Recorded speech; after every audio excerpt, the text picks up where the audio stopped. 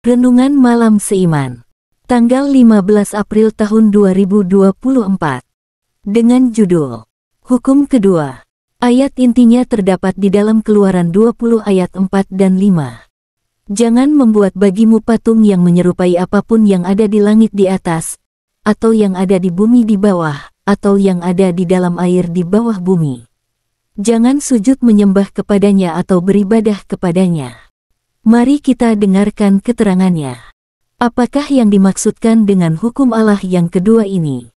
Ellen G. White menuliskan dalam buku Patriarchs and Prophets, halaman 306, bahwa hukum yang kedua melarang perbaktian kepada Allah yang benar melalui patung-patung atau benda-benda.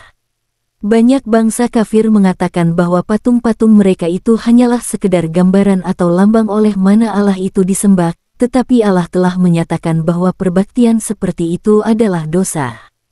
Usaha untuk menggambarkan oknum yang kekal itu oleh benda-benda materi akan merendahkan dasar pemikiran manusia tentang Allah.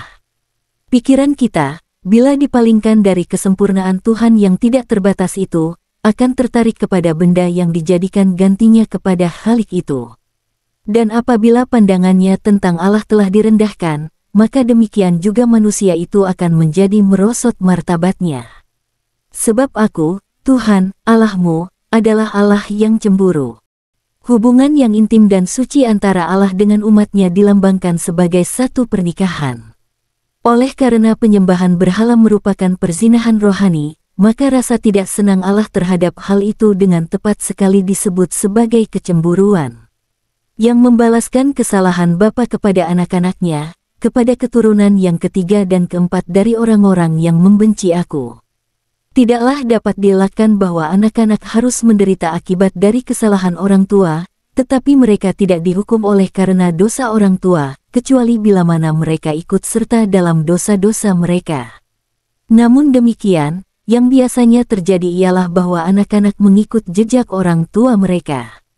Oleh warisan dan teladan hidup anak-anak mengambil bahagian dalam dosa bapa, kecenderungan-kecenderungan yang salah, selera makan yang dirusakkan, dan akhlak yang merosot sebagaimana juga penyakit dan kelemahan-kelemahan jasmani diturunkan sebagai satu warisan dari bapa kepada anak, sampai kepada generasi yang ketiga dan keempat. Kenyataan yang menakutkan ini seharusnya mempunyai satu kuasa yang hikmat untuk menegakkan manusia daripada mengikuti suatu kehidupan yang penuh dosa. Tetapi Aku menunjukkan kasih setia kepada beribu-ribu orang, yaitu mereka yang mengasihi Aku dan yang berpegang pada perintah-perintahku. Di dalam melarang perbaktian terhadap ilah-ilah yang palsu, hukum yang kedua dengan secara tidak langsung meneguhkan perbaktian kepada Allah yang benar.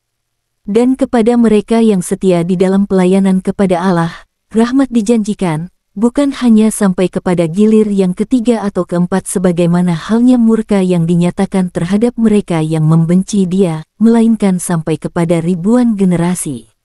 Marilah kita tetap menyembah Allah yang tidak kelihatan dengan kasat mata kita, namun dapat kita lihat dengan mata rohani kita. Jelaslah, kita dapat mengetahui akan kasih karunia-Nya yang telah memberikan kehidupan kepada manusia, bahkan memberikan keselamatan bagi kita. Kiranya sukacita di dalam Tuhan akan menjadi bagian kita selama-lamanya. Tuhan memberkati.